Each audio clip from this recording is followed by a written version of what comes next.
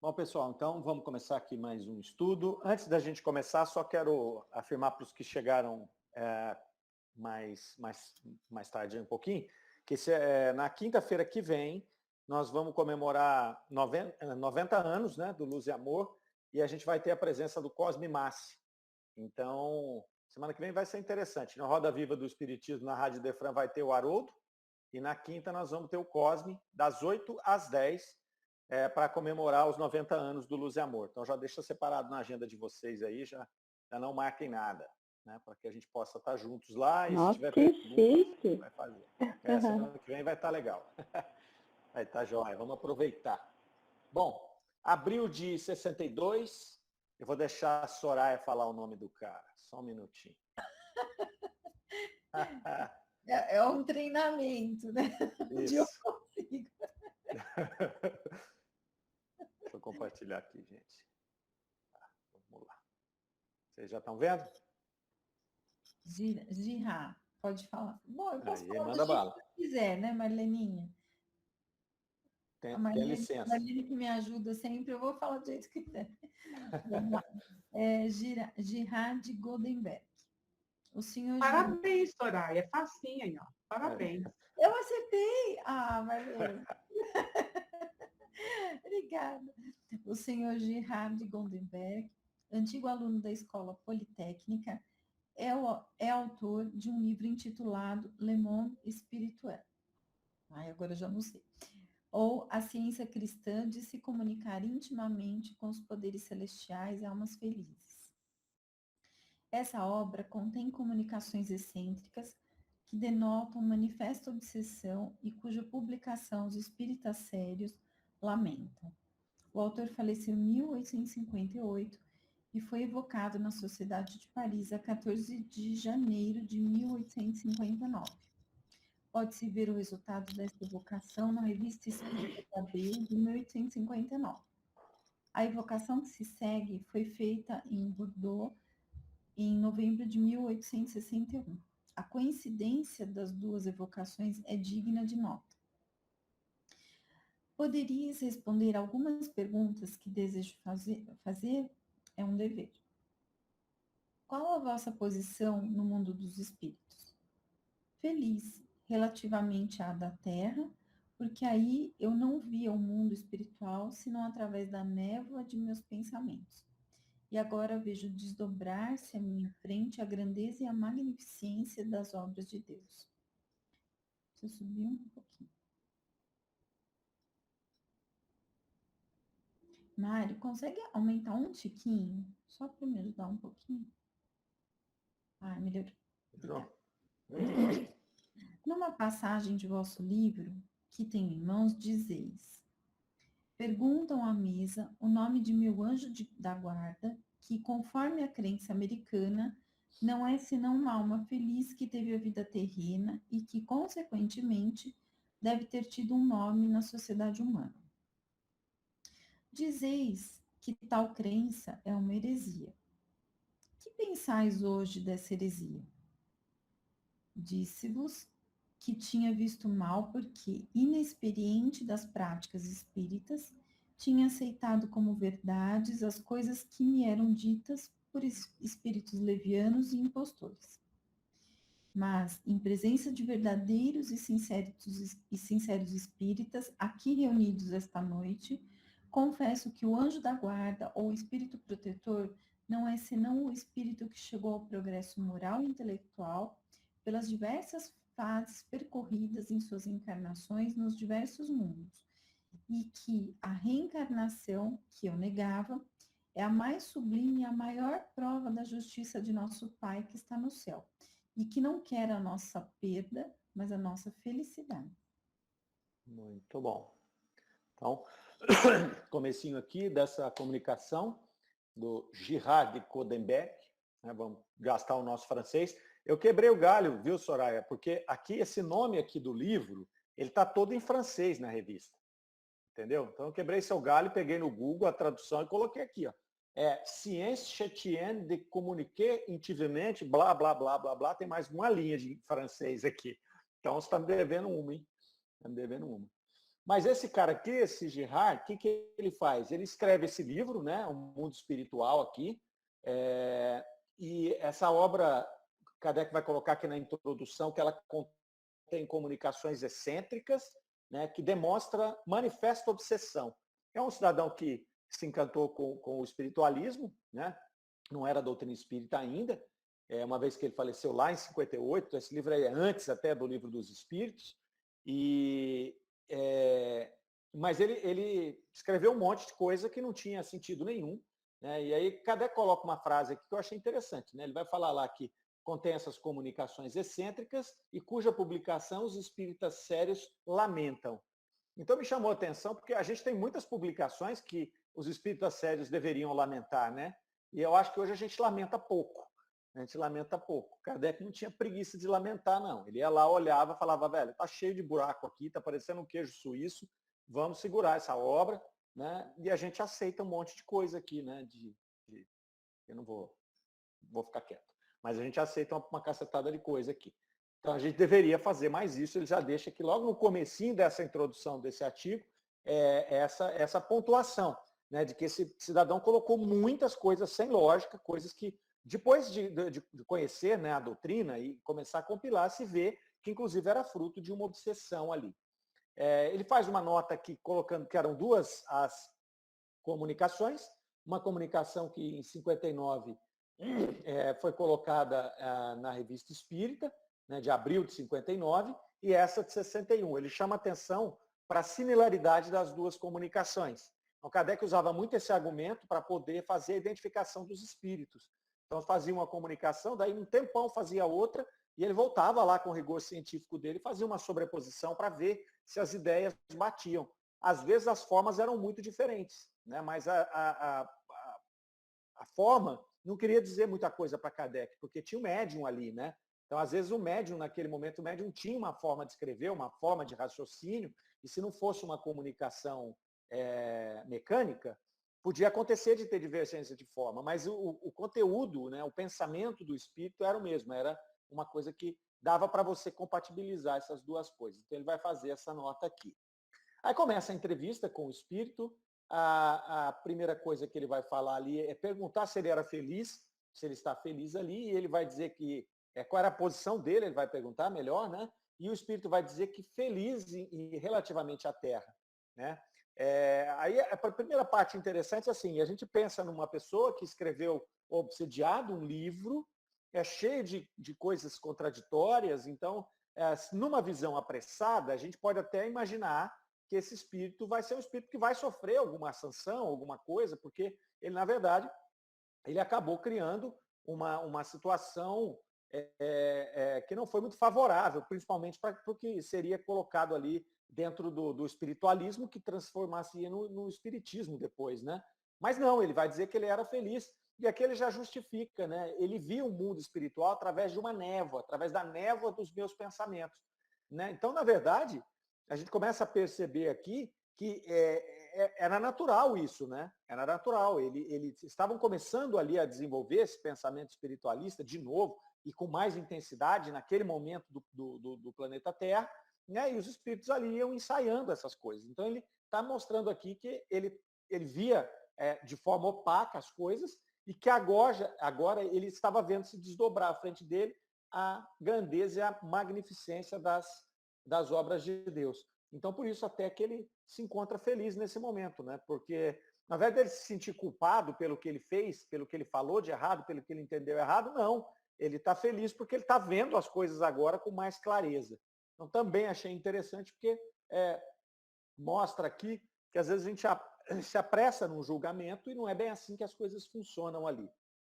A pergunta número 3, eles vão falar de uma das coisas que ele colocava lá, que era a respeito do anjo da guarda, né? Porque ele vai passar ali que a crença americana, inclusive, já postulava que o anjo da guarda era um espírito mais evoluído, que vinha para se aproximar daquela pessoa que ele iria proteger, e o Girard aqui ele dizia que era uma heresia, né? Ele falava que era uma heresia isso daí, e que, na verdade, não funcionava assim. E ele vai mostrar para nós aqui, nesse mesmo trecho, nessa mesma resposta, que ele achava que era uma heresia por conta dos espíritos impostores e levianos que haviam feito com que ele acreditasse nisso. A gente vai percebendo aqui ao longo da comunicação, eu chamo a atenção de vocês aqui para a gente perceber na hora que for lendo, que é um espírito ainda muito enraizado na questão católica, né? Assim como nós, né? A grande maioria de nós. Porque a gente imagina que a nossa linhagem espiritual, assim, a boa parte das nossas encarnações, elas devem ter se dado no Ocidente, uma vez que a gente vai navegando nas encarnações, mais ou menos num grupamento meio similar, né? Então, se nós reencarnamos outras vezes no Ocidente, seria muito comum que a gente tenha mais fortemente em nós a crença católica, uma vez que foi ela que dominou o mundo aí por mais de 1000 anos. Então, esse espírito aqui, assim como vários outros, trazem essa veia, né? Essa vertente, esse enraizamento dessas crenças. E aí, às vezes, fica um pouco mais difícil até de compreender o que os espíritos estão passando, né? Nesse modo. A gente está aqui encarnado, já tem a limitação física, tem uma porção de conhecimentos que a gente traz das outras encarnações, e muitas vezes até enraizados nessas doutrinas que nós aprendemos e às vezes professamos, né? E aí, quando você recebe uma informação diferente, é meio natural que a gente acabe poluindo essa informação. Então, aqui, o espírito já começa a demonstrar um pouco disso aqui, né? Então, eu não sei vocês, mas eu tenho quase certeza que eu devo ter sido padre em alguma das minhas encarnações passadas, né? Até porque eu tinha muita afinidade com a igreja quando eu era mais novo, quando eu era menino, né? Então, eu sabia, até pouco tempo atrás, eu sabia rezar uma missa. Você me ia falar assim, ó, padre, bom, infartou, sobe aqui e reza a missa. Eu era capaz de rezar, eu sabia todos os passos, sabia todas as frases, aquilo me atraía, né? Até eu ir atrás da Cláudia no Centro Espírita e aí ficar por aqui mesmo, porque, né, não sei, por necessidade ou por, sei lá. Foi a nossa sorte, a Cláudia. Tem foto da Cláudia lá, no Centrinho Velho, ela era menininha, ela ajudava na assistência social, Mário. Exatamente. Aí ela ia toda semana lá, 2 vezes por semana, eu falei, deve ser bom, também vou, né? Mas é aquilo ali, Mentira, atrás do rabo de saia. Ele foi interessado na Cláudia. Hã? Ele foi interessado na Cláudia. Foi, no começo foi mesmo, depois aí não teve jeito, né? A doutrina me fisgou. Mas ok, algum comentário aqui sobre esse comecinho do Girard? Estamos só começando, né? Então vamos tocando aqui, aí vocês vão, a gente vai parando. Vamos lá, na quarta. Em vossa obra, também falais do purgatório. Que significado quiseste dar a esse vocábulo? Eu pensava, com razão, que os homens não podiam chegar à felicidade sem se purificarem das manchas que o espírito traz da vida material. Mas, em vez de ser um abismo de fogo, tal qual eu imaginava, ou melhor, tal qual o medo que eu tinha dele me dava uma fé cega, o purgatório, então senão os mundos inferiores, em cujo número está a terra, onde todas as misérias a que está sujeita a humanidade se manifestam de 1000 formas. Não está aí a explicação do vocábulo purgare?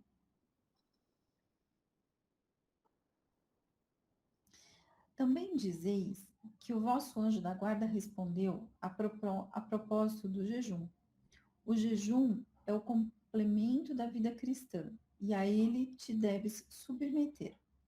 O que pensais disto agora? O complemento da vida cristã. E os judeus e os muçulmanos que também jejuam? O jejum não é apenas apropriado à vida cristã. Contudo, por vezes é útil na medida em que pode enfraquecer o corpo e atenuar as revoltas da carne. Acreditar em mim. Uma vida simples e frugal é melhor que todos os jejuns feitos visando fazer exibição aos homens, mas que não corrigem as inclinações e as tendências para o mal. Vejo o que exiges de mim. É uma retratação completa de meus escritos.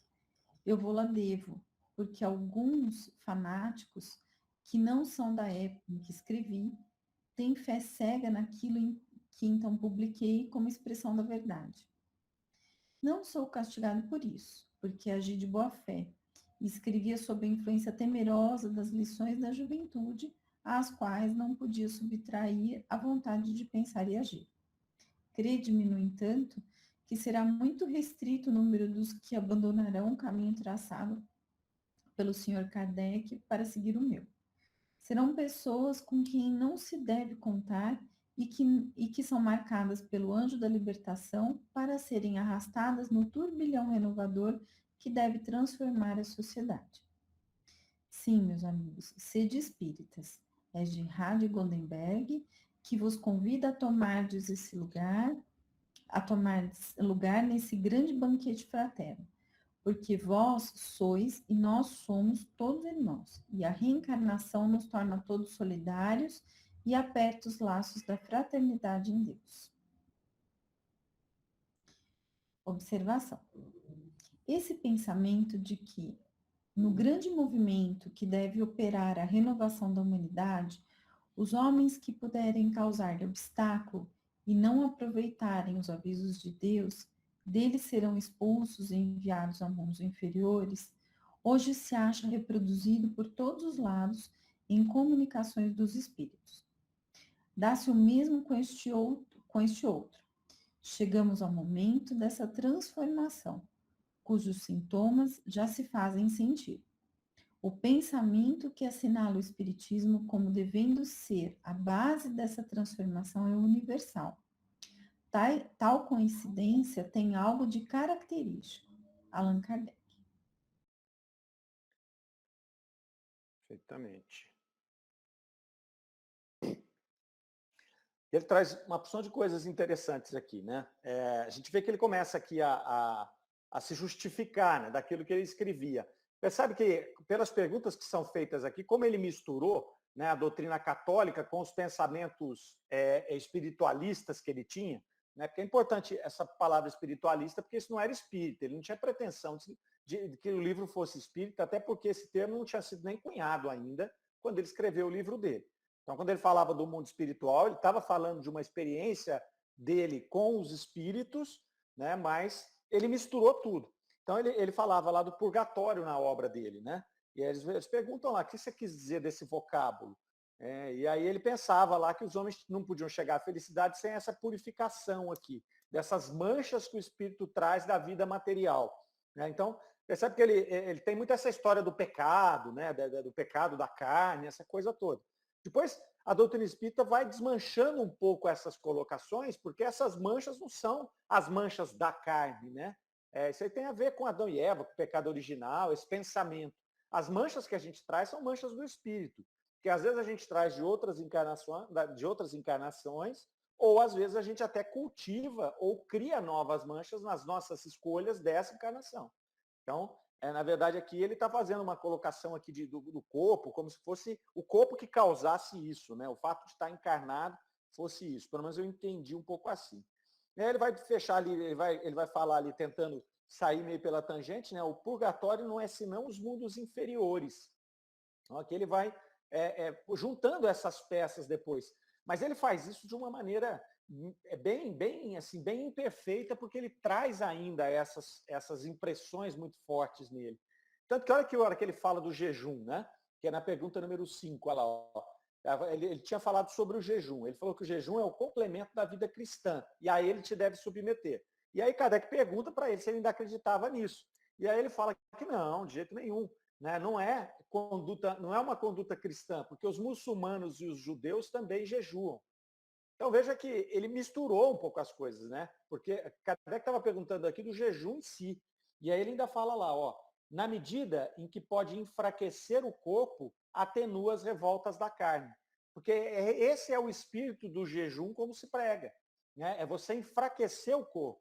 E a gente hoje já sabe e percebe que esse enfraquecimento do corpo não é salutar. Então, tanto o jejum, aqueles açoites que a pessoa fazia, né? São coisas que você está martirizando o seu corpo, né, para poder enfraquecer esse corpo e dar vazão às questões espirituais, a questão da alma. Né? Mas hoje a gente sabe que isso não é o caminho. Né? A gente tem que lutar com as nossas coisas, com a integridade, com as nossas imperfeições espirituais, com a integridade do corpo físico. Eu violentar o meu corpo físico para buscar uma elevação espiritual não é o melhor caminho. Hoje a gente sabe disso. Né? Então, nosso corpo é sagrado. Eu não posso ficar fazendo jejum com ele, que eu posso adoecer e desencarnar, né? Sendo que eu tenho outros meios de fazer. Mas o espírito não consegue captar esta situação, né? Então ele vai falar dessa questão de você enfraquecer a carne, e depois ele começa a mostrar ali uma certa confusão de ideias, porque aí ele vai falar ali que essa questão do jejum, ele vai falar que é 1000 vezes melhor você ter uma vida frugal do que ter uma vida de abundância. Mas isso não quer dizer jejum. Né? O fato de você ter uma vida frugal é uma coisa. O fato de você jejuar para enfraquecer o seu corpo, para fortalecer o ponto espiritual, é outra totalmente diferente. Então, percebem que ele vai misturando as coisas todas? Ele vai fazendo uma salada aqui, né, no meio da colocação dele, né? Mas Kardec vai deixando ele andar, vai deixando ele falar, porque ele tem fragmentos dessas coisas que ele já está vendo. Então ele começa falando do jejum, que na verdade o erro dele estava em falar que era do cristão, que era de todo mundo, que é legal fazer o enfraquecimento do corpo para poder levar o espírito, e depois ele mesmo se retrata e fala assim, não, uma vida frugal é muito melhor do que uma vida de abundância. Então, aí ele chegou no ponto, né? Ele chegou no ponto. Assim como lá no caso do purgatório, no final da resposta ele chegou no ponto, né? O purgatório não é senão os mundos inferiores. Então ele traz ainda essa confusão, mas é como se ele tivesse uma pontinha, né, de claridade ali no final do pensamento dele, ou até algum espírito que estava acompanhando meio que encaminhava ele para esse pensamento, pegava o pensamento dele que estava meio bagunçado ainda e encaminhava ali. Eu achei bem bacana essas colocações. E aí ele vai falar, né, ó, vocês estão querendo que eu corrija tudo que eu escrevi. Ele vai falar, pô, eu sei que vocês querem chegar. E aí ele pede até uma desculpa aqui, ele fala, ó, vocês desculpem, porque na verdade eu tinha uma fé cega que era fruto das numerosas influências, né, temerosas das lições da juventude. Então aqui ele demonstra isso, né? É aquela coisa bem Idade Média, né? Bem assim, do temor, daquele Deus que se você não fizer, você vai para o inferno, você tem que fazer jejum, você tem que açoitar seu corpo para poder suplantar isso. Então ele trazia isso muito com ele. E ele ainda coloca aqui que não foi castigado porque ele trazia boa fé. Ele não fazia isso para enganar ninguém, ele não fazia isso para tumultuar, para trazer informações erradas daquilo que ele estava vendo. Né? Ele tinha uma boa fé naquilo, mas ele trazia muito forte com ele esses sentimentos ainda. Né? Ele vai falar aqui do turbilhão aqui em que ele vivia. E aí ele vai, no finalzinho dessa resposta ainda, ele vai falar a respeito daqueles que seguiam os ensinamentos dele ainda, que tinham fé cega e seguiam aquilo que ele escreveu. Então ele pede para que essas pessoas invertam, né? vão ler Kardec e vão ali seguir os ensinamentos de Kardec, que esses estavam corretos. E ele faz aqui uma colocação, por isso que ele tem esses lampejos, né, de lucidez aqui, ele vai fazer essa colocação aqui, ó, para que elas não sejam marcadas pelo anjo da libertação, para serem arrastadas no turbilhão renovador que deve transformar a sociedade. Aí Kardec vai traduzir lá na observação, falar que esse grande movimento aqui de renovação da humanidade, na verdade o que ele estava falando aqui é dos espíritos que seriam expulsos para mundos inferiores no momento dessa transição. Então Kardec vai dizer aqui que de todos os lados chegavam comunicações falando sobre isso, né, das grandes migrações. E é bem interessante como esse espírito ele vem encadeando isso e colocando essas coisas que são verdadeiras dentro desse turbilhão de ideias bagunçadas que ele tem na cabeça dele. Ontem eu estava lendo um livro do Perry, As Cartas de Paulo, e aí ele estava falando da primeira carta de Paulo aos Tessalonienses, e achei interessante quando ele fala lá, né? Leia tudo e retende a verdade, retende o que é bom.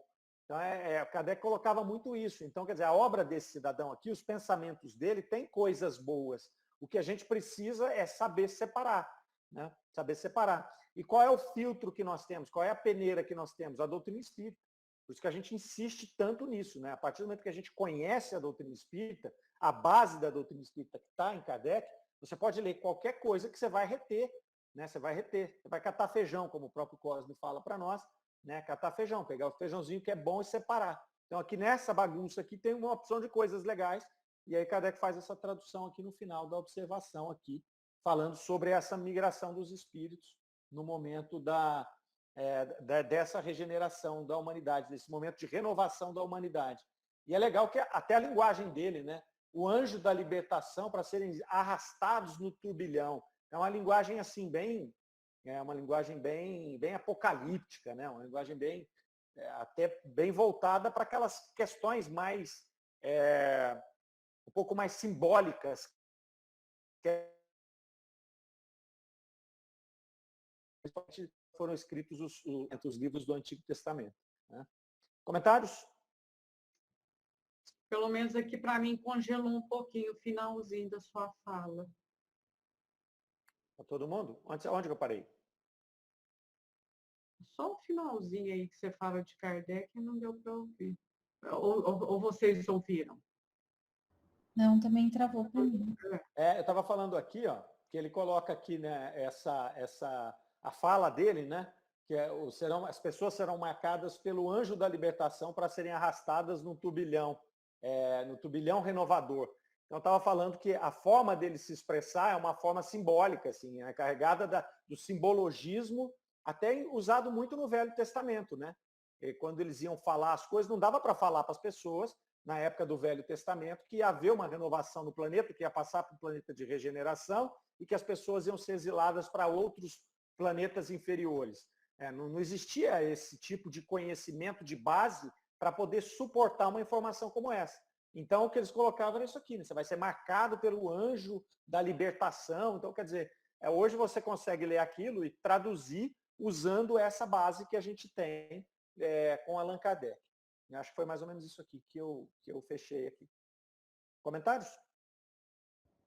Mário, na verdade, eu vejo, assim, do que eu entendi, ele estava no momento ainda de transição, né? Ele está tentando assimilar, né, essa nova doutrina, e aí ele ainda mistura muitas coisas, né? Mas ele tenta, acho que, traçar paralelos, né? Eu acho que é isso que eu tenho percebido, assim, na fala dele.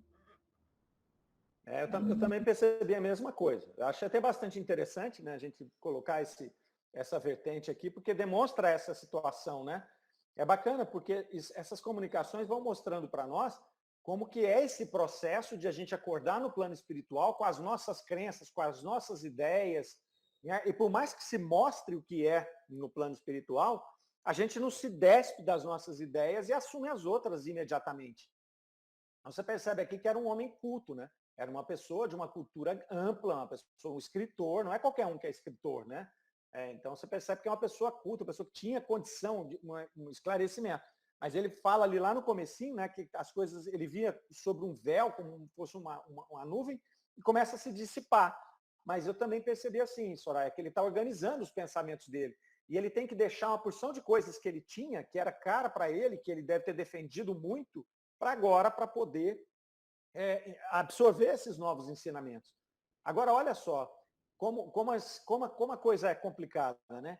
Imagina aquelas pessoas que são assim, de religiões mais radicais, que são extremamente enraizadas nessa simbologia, por exemplo, do Evangelho, ou por exemplo, na Torá, né? Aqueles muçulmanos que são. Imagina no plano espiritual esse tipo de espírito, né? É difícil até porque esse tipo de espírito não vai nem aceitar isso. Ele vai ficar num processo de perturbação, muitas vezes, que ele não vai nem saber o que está acontecendo com ele. Ele vai ficar totalmente perdido. Ou ele vai fazer essas mesmas relações que a gente está falando, achando que está no inferno, achando que está. Né? E aí, às vezes, ele vai passar décadas, séculos nesse pensamento até ele ter uma nova oportunidade reencarnatória. É por isso que a gente, pelo menos dentro do nosso conceito, a visão espiritualista e espírita para nós aqui, ela dá essa chave, ela dá esse mapa para que a gente possa entrar um pouco mais preparados no plano espiritual. Né? Não é um privilégio nosso espírita, né? Tem várias religiões espiritualistas e também tem várias pessoas nas religiões tradicionais que já trazem a cabeça aberta para outras informações. Hoje a gente vê, por exemplo, na Igreja Católica, na maioria das suas linhas, né, porque tem algumas linhas ainda que são radicais, mas na maioria das suas linhas as pessoas são simpáticas à espiritualidade, ao espiritualismo, na verdade, né? Melhor falando. Então, as pessoas olham e veem a reencarnação como uma coisa viável, possível, né? Então, assim, eles estão meio que prontos para, na hora que a ciência, de repente, se consolidar na questão da sobrevivência da alma, da reencarnação, eles aderirem a essas crenças. Então, quer dizer, talvez a gente pode até inferir que são espíritos que já tiveram contato com algum tipo de espiritualismo em outras encarnações. Então, isso é bacana. Mas algumas correntes, por exemplo, sobretudo evangélicas, são bem radicais com relação a isso. Agora, você imagina, né, Soraya, nesse pensamento que a gente está fazendo, se esse cidadão, que era um espiritualista e que tinha esses conceitos, tem essa confusão, você imagina essas pessoas mais radicais, o que vai acontecer. Né?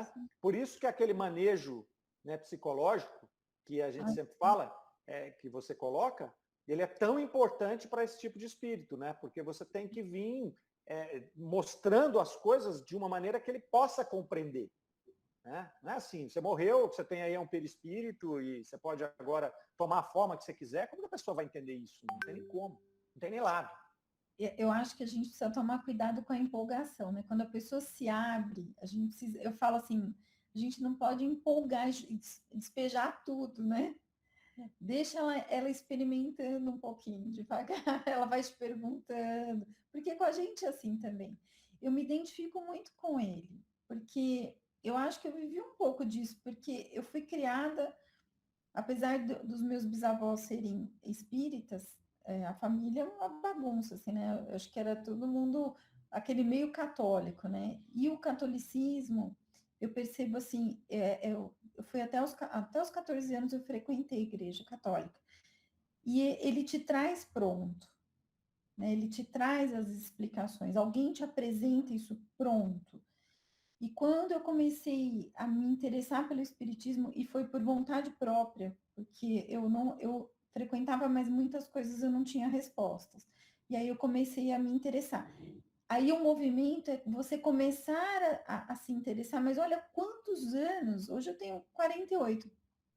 Eu acho que foi aqui em Franca que eu consegui realmente me abrir assim de uma maneira, a coisa se abriu diferente, assim, por conta dos estudos. Mas foi um processo. E essa mistura que ele fazia, eu acho que em vários momentos eu fiz também. Acredito que isso também possa ser para muitas pessoas, né? Não só ele como o espírito desencarnado, mas eu estou me identificando como encarnada, que tem as mesmas dificuldades, assim, levando um tempo aí em que a gente faz umas confusões, né? Não, muito legal essa sua fala aí, porque é assim mesmo, né? E a gente ainda tem, dentro da própria doutrina espírita, uma porção de entendimentos e de comunicações e de livros que ainda não estão totalmente digeridos, vamos dizer assim. Né? Tem muitas informações que vieram do plano espiritual. Vamos dar o um exemplo aqui, por exemplo, do movimento espírita brasileiro, a gente tem muitas obras que a gente está arranhando até agora. Né? Então, muita coisa, por exemplo, que André Luiz trouxe, que está sendo agora ainda lapidado e encaixado dentro dos conceitos básicos. Né? Então, o pessoal da AME fazendo aquele trabalho que a gente já conversou aqui várias vezes e tudo. Então, é natural isso, né? É natural. Porque, assim, tem muito conhecimento, né? A hora que se a gente parar para pensar, a Marlene estava falando aí no começo que a gente está envolvido com isso há 30 anos, né? Gente que está envolvida há mais, gente a menos. Mas, assim, é muito conhecimento que a gente vai colocando pedrinha por pedrinha e a gente nem vê que tem. Né? Então, às vezes a pessoa fica aqui quietinho no estudo, mas está colocando pedrinha. E vai tirando aquelas que você fala assim, nossa, isso aqui eu entendia errado. Né? Eu entendia de outra forma. Ou até eu aceitei em algum momento de uma outra forma. Né? Por isso que estudar é tão importante, por isso que a gente não deve parar de ter esse pensamento de curiosidade, né? De ir pegando, porque a gente tem conceitos que a gente traz e que estão simplesmente errados. E isso é um crime, né? É legal quando ele fala que eu não fui punido por isso. Não é uma coisa que... A gente não é obrigado a saber as coisas, né? E também não é obrigado a aprender tudo em uma encarnação. Mas o legal é isso, é você ir colocando as peças certas e a hora que você vê que tem uma peça do quebra-cabeça, não é desse quebra-cabeça, eu tiro daqui e levo para outro lugar. Né? Então, acho bem bacana essa construção dele, que quando eu estava lendo, eu percebi isso também. Quem de nós não teve em algum momento essa confusão de ideias? Quem fez a migração de uma doutrina para outra, né? Eu fiz isso, eu tinha 18 para 19, mas mesmo assim, mesmo depois, dentro da doutrina espírita, eu ainda estudei muita coisa diferente. Então, eu li muita coisa sobre budismo, eu li muita coisa sobre hinduísmo, eu li muita coisa, logosofia, panteísmo, tudo quanto é porcaria que aparecia, eu lia. Porcaria entre aspas, né? Estou querendo falar em diversidade. Mas eu lia tudo isso. E aí você vai encaixando e você vai tirando. Não, isso aqui não cabe na nossa doutrina espírita, na nossa forma de pensar. Né? Então você pega do hinduísmo lá, o panteísmo, por exemplo, né, que pressupõe que a gente vai uma hora de individualidade e mergulhar no todo, né, no Deus Criador, e perder a nossa individualidade, virar uma coisa só, isso não cabe na doutrina espírita. Então, se a gente misturar esses dois conceitos, vai ser essa confusão que ele está fazendo aqui. Né? Então, esse cuidado. Né? Tem algumas coisas do budismo, por exemplo, muitas são similares, mas algumas não cabem. Então, eles têm a crença deles com esses princípios básicos, a gente tem outros. O que a gente não pode é misturar tudo num caldeirão só e falar que é doutrina espírita. É só essa ressalva, sabe? É só essa ressalva. Quando eu falo das obras, por exemplo, a obra tem o direito de estar lá, ela tem o direito de ser exposta. O que ela talvez não tenha o direito é de ser classificada como uma obra espírita. É só esse, né? Porque se o espírito veio, pode até ser uma obra genuinamente mediúnica, mas às vezes trazida por um espírito como esse aqui. Pensa se esse espírito se comunica depois dele ter desencarnado agora e escreve uma obra. A obra dele não seria tão complicada, tão cheia de falhas como foi a primeira, certo? Ele estava encarnado. Agora, não seria uma obra perfeita no contexto doutrinário, concorda? Porque ele trazia essa confusão toda aqui. Então, é isso que a gente tem que observar. Mesmo que venha de um espírito, ele pode ser um espírito como esse aqui, né, que ele tem os seus sistemas, Kardec alerta para isso, os espíritos de sistema. Eram aqueles espíritos que criam sistemas. Então, ele não sabe aquilo, mas ele cria um sistema, e às vezes bem lógico, que encaixa direitinho, e ele passa aquilo como uma verdade. Né? Mas às vezes ela está recheada de coisas, de conceitos de outras doutrinas, de coisas que ele acha, de coisas que ele da forma como ele entende. Né? Ok? Vamos avançar com ele aqui mais um pouco. Isso vai referendando para nós o que a gente já sabe. Não é porque desencarnou que o espírito ficou expert, né? Em doutrina espírita, no caso, ou em outro assunto, qualquer que seja, né? É claro que às vezes ele pode até ter no seu arquivo alguns conhecimentos que ele não demonstrava aqui, mas não é assim, né? Não vira mágica, não. Depois, fulano não sabia nada, por exemplo. Eu não sei nada de física, sou uma ignorante. Aí eu desencarno, vou disparar e escrever livro sobre isso? Não dá, né? Provavelmente não vai ser assim, né? Ainda que você tenha vivido várias encarnações como físico, né? Até porque, né, Marlene, uma coisa importante é que nesse período, principalmente, em que a gente desencarnou, nós ainda estamos com muita influência da nossa última encarnação. Né? Pode ser que você desencarne e daí, sei lá, 100 anos, 50 anos, você retome aqueles conhecimentos que você tinha em física, lá de trás, e volte a se dedicar a essa especialidade. Né? Mas principalmente nessa pós-desencarne aqui, a gente traz muito de nós mesmos. Né? Então é muito mais comum que a gente vá falar sobre os nossos trabalhos aqui desse momento, da reencarnação, os nossos interesses, do que buscar um interesse totalmente à parte. Né? Muito legal isso. Vamos lá? Vamos para 6. Dissestes haver evocado a Santa Virgem Maria, da qual recebestes conselhos. Essa manifestação foi real? Quantos dentre vós vos julgais por ela inspirados e sois enganados? Sede vós mesmos, vossos e meus juízes. Fizestes à Virgem a seguinte pergunta. Há, pelo menos na sorte das almas punidas, a esperança que vários teólogos conservaram da gradação das penas? A resposta da Virgem dizeis foi esta. As penas eternas não têm gradação. São todas as mesmas, e as chamas são os seus executores. Qual a vossa opinião a respeito? As penas infligidas aos maus espíritos são reais, mas não eternas. Testemunhem os vossos pais e amigos que vêm diariamente ao vosso chamado e que vos dão, sob todas as formas, ensinamentos que apenas confirmam a verdade. Olha quem está chegando aqui, será? Peraí.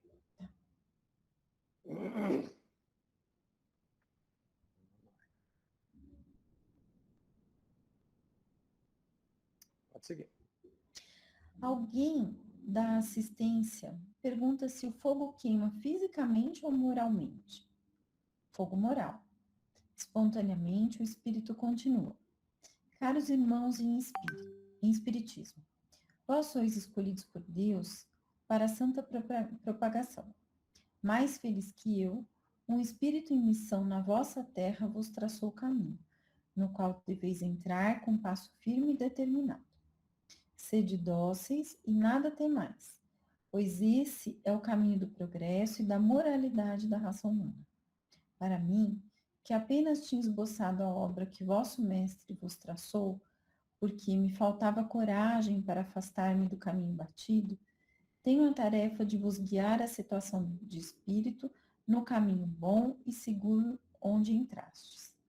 Assim, então, poderei reparar o mal que fiz por ignorância e ajudar com minhas fracas faculdades a grande reforma da sociedade. Não tenhais mágoas dos irmãos que se afastam de vossas crenças. Ao contrário, age de maneira que eles não mais se misturem com o rebanho dos verdadeiros crentes, pois são ovelhas sarmentas, e vós deveis evitar o contágio. Adeus. Voltarei com este médium. Até logo.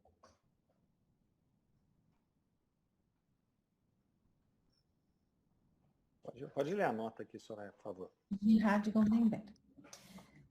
Consultamos quanto à identidade do espírito e nossos guias responderam: sim, meus amigos, ele sofre por ver o mal que causa a doutrina errada que publicou.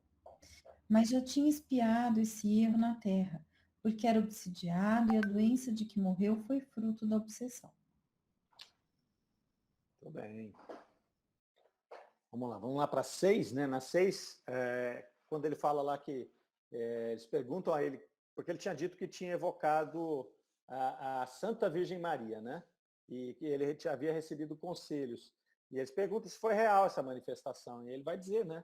Quantos dentre vós não foram julgados por ela inspirados e sois enganados? Então ele vai aqui reforçar que não. Hoje ele sabe que ele foi enganado, né, por espíritos brincalhões, levianos, que estavam ali obsediando aquele indivíduo. E aqui é um cuidado, Kardec traz essas informações aqui, sempre com o cuidado ali, né, de alertar sobre essa questão da identidade dos espíritos. Ele vai reforçar isso aí várias e várias vezes ao longo da sua obra, né, o cuidado que a gente tem que ter, principalmente quando os espíritos se nomeiam com o nome de grandes vultos que passaram pela Terra.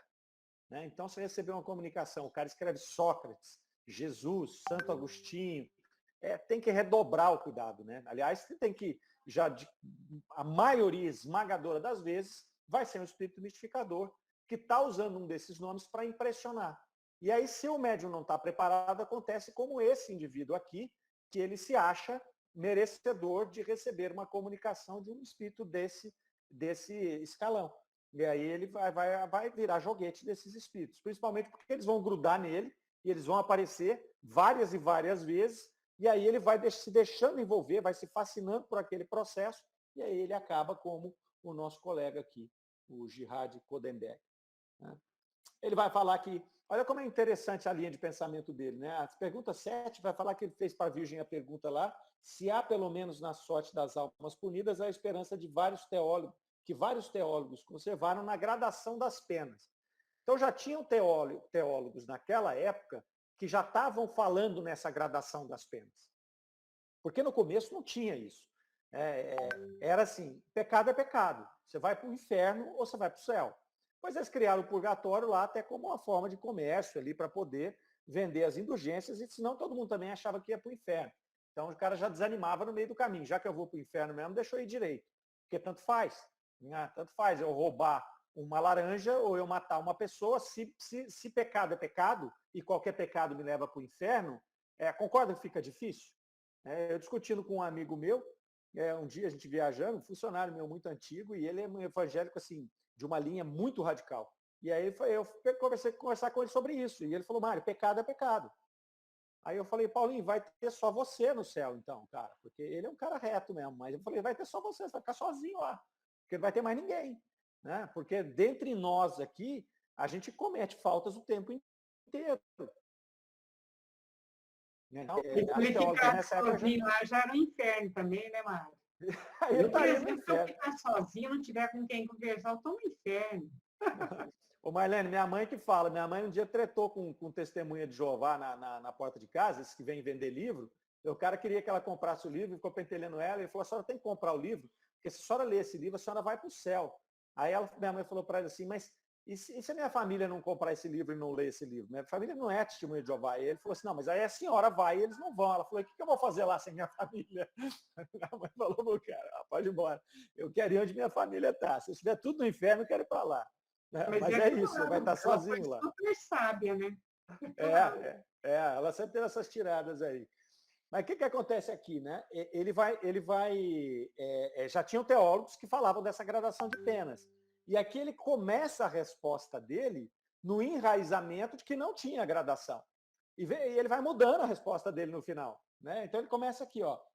A resposta que a Virgem diz foi essa: as penas eternas não têm gradação, são todas as mesmas, e as chamas são seus executores. Então, o que ela colocou aqui nessa comunicação, que ele já tinha falado anteriormente, que ele tinha sido enganado, né? Que não tinha gradação de pena e que a pena era o fogo, era o inferno. Ela colocou isso. E aí eles perguntam, o que você acha disso hoje? Qual a sua opinião a respeito hoje? Aí ele fala, não, as penas infligidas aos maus espíritos são reais, mas não são eternas.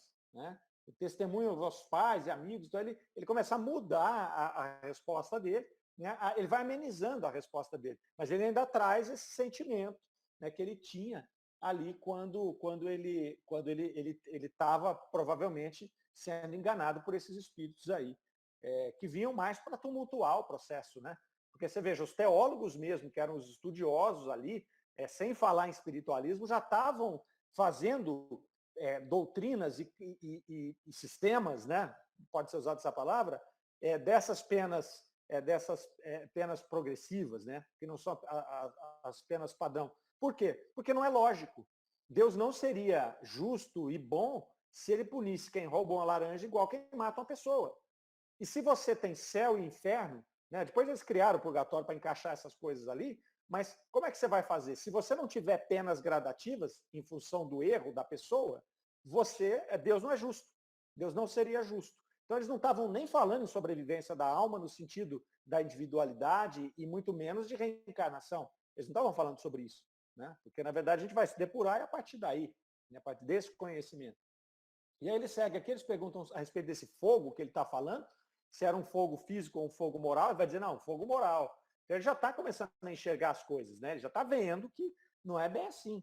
Mas se tivessem perguntado para ele quando encarnado, eu acho que ele ia falar, é fogo físico mesmo, você vai queimar no fogo do inferno. Porque era físico, não era moral. Essa questão do fogo moral veio depois. Né? Veio depois. Porque a alma ela não tinha essa consciência desperta para aqueles seres, dentro daquelas doutrinas, ela não tinha a consciência desperta que o espiritualismo nos dá. Né? Diferente de eu morrer e eu chegar no plano espiritual e eu me ver como um espírito, eles não tinham isso. Né? Dentro dessas doutrinas, o indivíduo morre, ou ele vai para o céu, para o inferno, para o purgatório, mas ele fica lá esperando o julgamento final. Né? Ou queimando no fogo do inferno, ou lá ouvindo as harpas dos anjos, mas ele não tem essa manifestação individual que a gente tem. Então, por isso que ele vai se não é se traindo, né? Mas ele vai corrigindo as coisas que ele havia falado anteriormente ali. E aí, espontaneamente, a colocação aqui, ó, espontaneamente, o Espírito continua. Caros irmãos em Espiritismo, vós sois escolhidos por Deus para a santa propagação. Olha a linguagem dele, né? A linguagem dele é toda católica, né? A santa propagação, né? Aquela coisa toda. Mas aí o que interessa vem agora, ó.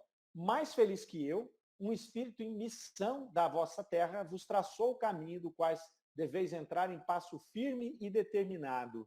De quem que ele está falando aqui? Está falando de Allan Kardec. né? Está falando de Allan Kardec, ó. Mais feliz que eu, um espírito em missão na vossa terra vos traçou o caminho no qual deveis entrar com passo firme e determinado. Né? Aí vem ser de dóceis, blá, blá, blá, aquela coisa toda. Aí ele fala lá, mais para frente um pouquinho. Para mim, que apenas tinha esboçado a obra que vosso mestre vos traçou, porque me faltava coragem para afastar-me do caminho batido. Quando Kardec começou a escrever, a compilar a doutrina espírita, ele foi advertido por mais de uma vez que, se ele não desse conta, tinha outros espíritos preparados, tinha outros indivíduos preparados para poder trazer a obra espírita. Né? Era aquele pensamento pronto, aquela obra estava madura no plano espiritual e ela seria trazida por Kardec ou por outros. É óbvio que Kardec não foi escolhido à toa, ele era o indivíduo mais preparado daquele momento para poder trazer essa obra, para poder compilar essa obra. Mas tinha, com certeza, vários outros, tanto é que a gente tem várias obras espiritualistas na América, em vários outros lugares. E esse cara aqui, ele vem falar para nós, ele tinha esboçado a obra que o vosso mestre vos traçou. Né? Mas quando ele fala que ele não teve coragem de se afastar do caminho batido, é interessante. Né? Porque ele vinha realmente nesse caminho batido. Esse caminho batido que ele fala é aquela estrada que muitos já passaram. Né? Então, quer dizer, ele não teve coragem de entrar num caminho diferente, que foi o que Kardec fez. Kardec não seguiu os dogmas da doutrina católica, né? Ele não seguiu aquilo aqueles princípios que vinham sendo colocados aí há milhares de anos. Não. Ele ousou seguir um outro caminho, porque ele viu que aquele caminho era o correto. Achei bem interessante isso aqui também. Depois ele vai falar de novo lá que ele, ajudando as pessoas a seguir esse caminho, ele repararia o mal que ele fez, né? E ele vai advertir mais uma vez para que a gente não fique preso aos conceitos anteriores. Isso aqui ele está falando em 1861. Né? Então ele estava naquele momento em que tinha que se clamar às pessoas mesmo, não fica preso nisso aqui. Né? Ouse sair um pouco desse caminho aqui para poder aproveitar esses ensinamentos novos que estão sendo trazidos. E no final aqui, Kardec faz uma nota, né, falando ali que ele sofre ali por ver o mal que ele causou com essa doutrina errada que ele publicou, né, mas ele já tinha espiado esse erro na Terra, porque a obsessão que ele teve, né, ele era obsediado, e essa obsessão criou a doença que ele morreu. Então, quer dizer, ele acabou meio que tendo essa oportunidade de reparar um pouco dessas coisas todas na própria encarnação, ainda em vida. Ok? Aí nós terminamos essa comunicação. Algum comentário? Se não, vamos ficando aqui. A semana que vem, pessoal, nós vamos para maio de 62. Uma Paixão Além Túmulo. É uma comunicação bem interessante do menino de 12 anos que se suicidou por amor. Então fica aí as cenas dos próximos capítulos para a semana que vem. Beleza? Então, até lá, meninos.